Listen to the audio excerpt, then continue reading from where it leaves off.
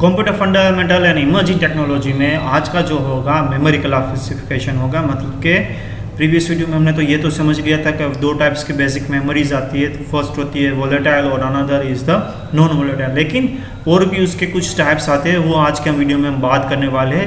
तो यहाँ पे नेक्स्ट स्लाइड पे यहाँ पे मैंने कुछ पूरा सा एक हायरार्की टाइप का चार्ट बना के रखा हुआ है कि बेसिकली कोई भी मेमोरी हो उसकी जो बेसिक जो टाइप्स आती है which are being used in various kinds of computer devices or you can say in electronic devices. The first type is the primary and another type is an secondary. अब primary जो type होती है that are the basic requirement of any machine. Without that they cannot perform the task successfully. कोई भी हम उसको instruction बोलते हैं या फिर कोई भी उसको काम बोलते हैं, ये प्राइमरी मेमोरी के बिना वो जो कुछ भी उसका वर्कआउट होता है ना वो ठीक से वो कर पाएगा नहीं, इसलिए उसको प्राइमरी मेमोरी बोला जाता है। अब जो सेकेंडरी मेमोरी होती है that is not the compulsion for any computer device, ठीक है। अब उसके वेरिएशंस भी आते हैं, उसमें स्पीड वेरिएशन भी आता है, साइज वेरिएशन आता है, डिफरेंट काइंड्स ऑफ वापिस सेकेंडरी मेमोरी आता है। It is up to you what to use और नॉट व्हाट टू यूज़, ठीक है। लेकिन जो प्राइमरी मेमोरी है it is must for an each and every computer device. अब प्राइमरी मेमोरी में बेसिकली टू टाइप्स आती है, रैम एंड द रोम। वो स्टेप बाय स्टेप आगे के स्लाइड्स में हम देखते रहेंगे। तो नेक्स्ट स्लाइड में आ जाता हूँ। तो यहाँ पे सबसे पहले जो दिया हुआ है कैश मेमोरी दिया है। अब ये कैश मेमोरी प्राइमरी मेमोरी और सेकेंडरी के बीच के कहीं आप बोल सकते हैं, ठीक है, बीच का कॉन्सेप्ट, इसलिए मैंने प्रीवियस स्लाइड में उसे नहीं बताया था। अब ये जो कैश मेमोरी ये है वो डायरेक्टली CPU के साथ कनेक्शन करती है, ठीक है।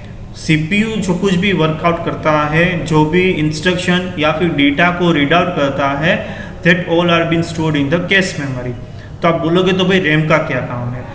अब वो डिटेल में हम ये यहाँ पे कुछ डिस्कस करते हैं। अब जो कुछ भी रैम की रीड राइट स्पीड होती है कंपेयर टू द प्रोसेसर वो काफ़ी कम होती है रैम की।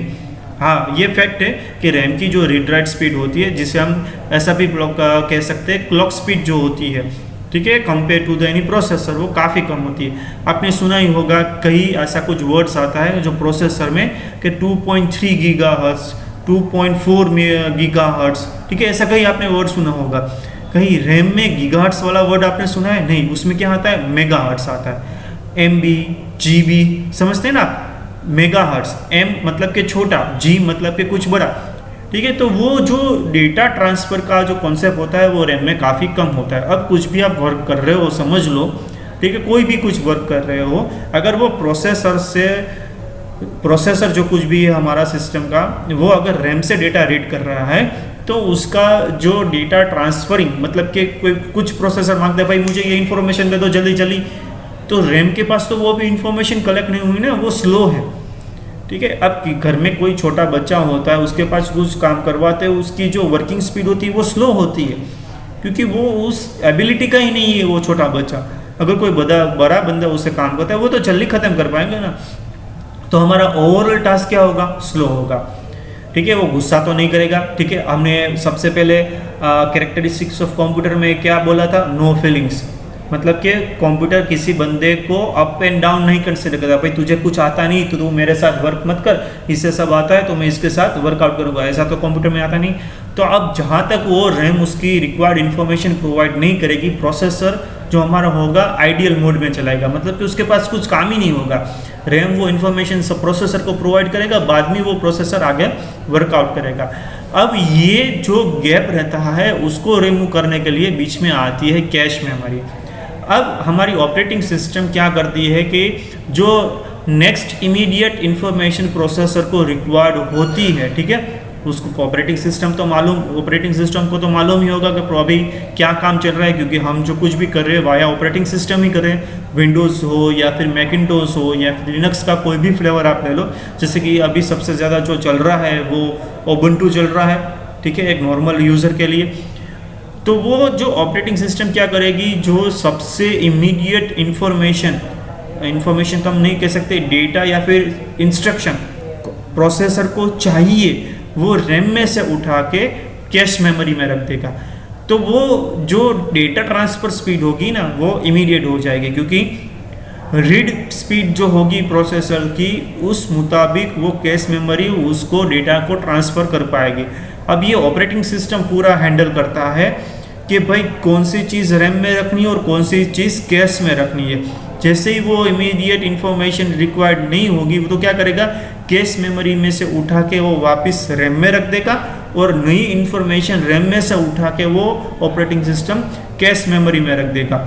अब ये बार बार कंटिन्यूसली ऑपरेटिंग सिस्टम को करना पड़ेगा। अब क्यों करना पड़ेगा वो यहाँ पे एडवांटेजेस और डिसएडवांटेजेस में समझ लेते हैं। सबसे पहले तो क्या लिखा हुआ है कि cache memory is faster than the main memory, मतलब कि हमारी RAM. Secondly it consume less access time compare to main memory. जैसे कि मैंने कहा कि उसका जो डेटा ट्रांसफर स्पीड और डेटा एक्सेस स्पीड बोलो, डेटा राइट स्पीड बोलो, कंपेयर टू हमारी जो नॉर्मल रैम होती है उससे काफ़ी ज़्यादा होता है। The storage it stores the program that can be executed within the short period of time, मतलब कि अभी नहीं तो कोई बात नहीं, इमीडिएट थोड़ी देर के बाद जो कुछ भी उसे जो इन्फॉर्मेशन रिक्वायर्ड होगी वो उसमें वो स्टोर करके रखेगा। अब ये जो कुछ भी इन्फॉर्मेशन वापस जो स्टोर होगी वो कैसी होगी, टेम्पररी इन्फॉर्मेशन। जैसे कि मैंने कहा ना कि अभी चलो ये इंस्ट्रक्शन उसको एक रिक्वायर्ड नहीं है, अब ये डेटा उसको प्रोग्राम रिक्वायर्ड नहीं है, तो ऑपरेटिंग सिस्टम क्या करेगा, कैश मेमोरी से उठा के वापस रैम में रख देगा और नई इन्फॉर्मेशन रैम में से उठा के वो कैश में रख देगा। डिसएडवांटेज जो मैंने कहा कहना चाहता था, लिमिटेड कैपेसिटी। लिमिटेड कैपेसिटी मतलब कि यहाँ पे हम रैम अब कितनी देखते हैं आज की डेट में, किसी में भी देख लो आप 4 GB is the minimum requirement. अब कैश मेमोरी कितनी आती है, 3 MB ऑन एवरेज, 2 MB। अब i7 का 10th जनरेशन का भी अगर आप प्रोसेसर देख लो तो उसका जो कुछ भी मदरबोर्ड डिज़ाइन किया जाता है या फिर प्रोसेसर जो उसका डिज़ाइन किया जाता है और मदरबोर्ड, प्रोसेसर, ऑपरेटिंग सिस्टम सब मिला के आप कैश मेमोरी जो उसमें वो लोग प्रोवाइड करते हैं, प्रोसेसर की कैश मेमोरी होती है, उसमें ज़्यादा से ज़्यादा आप कितनी देख पाओगे, 8 MB या फिर 16 MB, बस लिमिट आ गई। 16 MB is the maximum level. तो आपको कुछ भी सिस्टम प्रोवाइड करते टाइम ये भी देखना है, अगर कोई भी लैपटॉप परचेस कर रहे हो या फिर डेस्कटॉप रेडीमेड ब्रांडेड कंपनी का परचेस करो तो आप देखो उसमें कि भाई इसमें 2000 कम है, तो आप ये क्या देखते हैं, भाई ये भी i3 है, वो भी i3 है, इसमें भी 4 GB है, इसमें भी 4 GB है, ये भी 7th जनरेशन का प्रोसेसर, 8th जनरेशन का प्रोसेसर है, वो भी 8th जनरेशन का प्रोसेसर है, तो इसके 2000 कम है तो यही ले लो ना। नहीं, ऐसा नहीं है तो आप कैश मेमोरी देखो। बाद में प्रीवियस वीडियो में मैंने प्रोसेसर का एक्सप्लेन किया था कि उसके नंबर्स ऑफ कोर देखो, उसमें HT मतलब कि हाइपर थ्रेडिंग पॉसिबल है क्या नहीं, मतलब कि वो वर्चुअली 2 कोर की जगह 4 कोर पे वर्कआउट करेगा या नहीं करेगा, तो ये सिर्फ आप देखो, बाद में वो पूरी सिस्टम को आप परचेस करो। यहाँ पे लास्ट में लिखा है इट इज़ वेरी एक्सपेंसिव, मतलब कि जो कॉस्टिंग होती है वो काफ़ी हाई होती है। अब इससे हम अपग्रेड नहीं कर सकते, इसमें यहाँ पे एक डिसएडवांटेज लिखा हुआ नहीं है, लेकिन ये अपग्रेडेबल नहीं है। मतलब कि मान लो कि आपको ऐसा लगे, कोई बोलता है, सजेस्ट करता है कि भाई इसमें 4 GB रैम है ना, तो आप इसमें 8 GB रैम को दो, आपकी सिस्टम और स्मूथली एग्जीक्यूट होगी, आपका जो कुछ भी काम होगा आपको और स्मूथली दिखेगा कि आप बीच में जो बार बार जो मेरा CPU हैंग हो जाता है या फिर नॉट रिस्पॉन्डिंग मोड में चला जाता है, ऐसा 8 GB रैम में नहीं होगा। तो कैश मेमोरी आप अपग्रेड नहीं कर सकते, रैम को आप अपग्रेड कर सकते हो।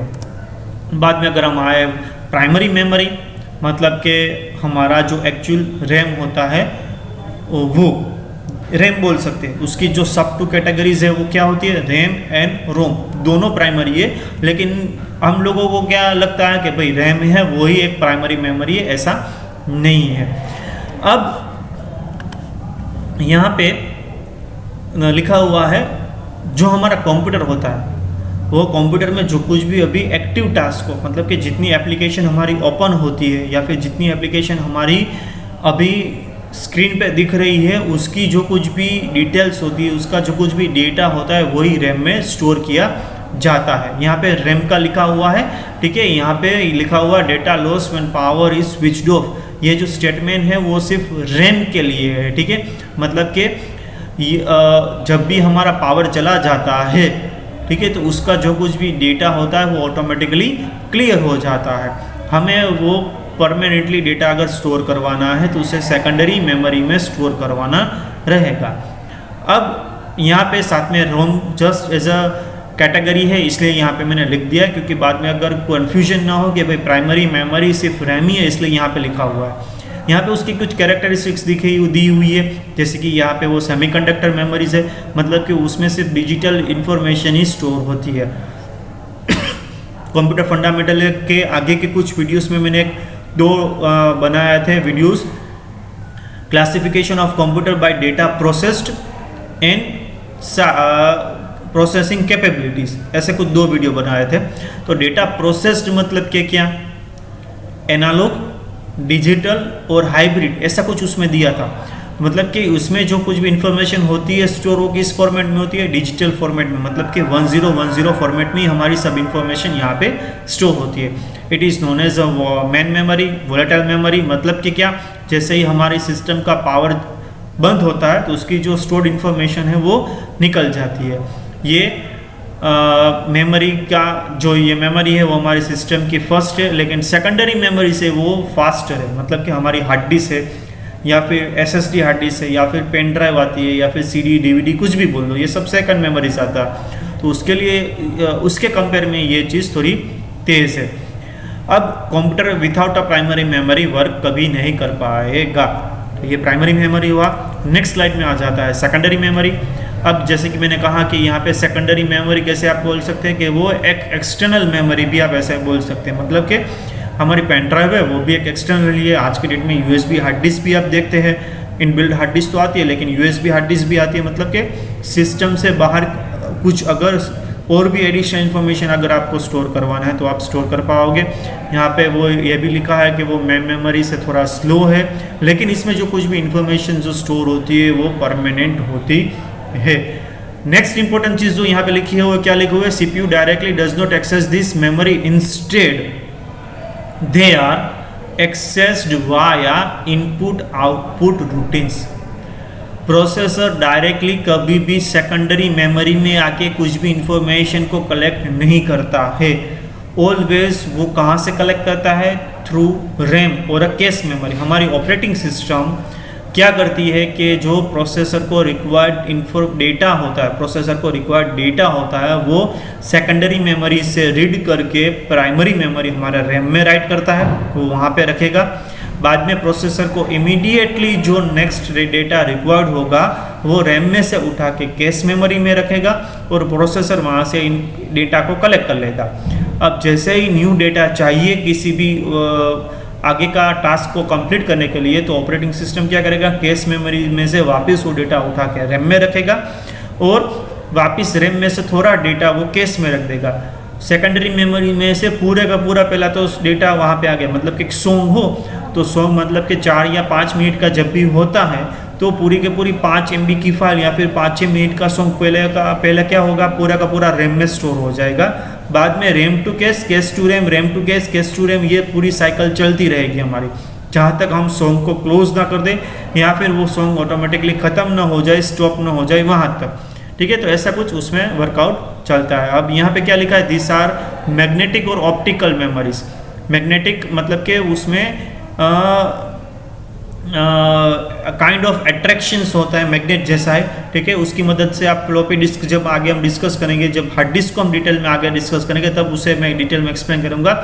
यहाँ ऑप्टिकल मेमोरीज मतलब कि सीडी और डीवीडी जिसे हम ऑप्टिकल मेमोरी, यहाँ पे अब लिखा हुआ है बैकअप मेमोरी है, मतलब कि कोई भी इंफॉर्मेशन को हम परमानेंटली स्टोर करना चाहते हैं, बैकअप जैसे लेना चाहते हैं, पेन ड्राइव से हम बैकअप भी कह सकते हैं। नॉन वोलेटाइल है, मतलब कि उसमें पावर सप्लाई जब चला जाता है तब उसका जो कुछ भी डेटा है वो रिमूव नहीं होता, जैसे कि pen drive, CD, USB hard disk, उसे हम बोल सकते हैं। कंप्यूटर में run without a secondary memory, मतलब कि कंपलसरी नहीं है, स्टार्ट ही ना हो कंप्यूटर, ऐसा नहीं है। सेकेंडरी मेमोरी ना हो तो रैम अगर नहीं है, रैम खराब हो चुकी है तो हमारा कंप्यूटर है वो स्टार्ट ही नहीं होगा, बूटअप ही नहीं होगा। ऑपरेटिंग सिस्टम पूरी की पूरी कहाँ पे है, ठीक है, वो सेकेंडरी मेमोरी है, वो सही है, लेकिन जो हमारा बायोस है, ठीक है, जो हमारा हार्डवेयर को कंट्रोल करता है वो कहाँ पे है, वो सब हमारा जो होता है वाया प्राइमरी मेमोरी होता है, स्लोअर देन प्राइमरी मेमोरी। तो बस इतना ही आज के वीडियोस में। आगे जाके उसके जो प्राइमरी मेमोरी और सेकेंडरी मेमोरी की जो सब टाइप्स मैंने बताई थी, ठीक है, सबसे पहली स्लाइड में, उसका जो वापस जो क्लासिफिकेशन डिटेल में जो आता है वो आगे के वीडियोस में देखेंगे। लेकिन आज के वीडियो में सिर्फ इतना ही। ठीक है। और चैनल को सब्सक्राइब नहीं किया हो तो आप कर देना, तभी आपको सभी वीडियोस के रेगुलर नोटिफिकेशन मिलते रहेंगे। और वीडियो में सब समझ आ गया है तो लाइक करना मत भूलना।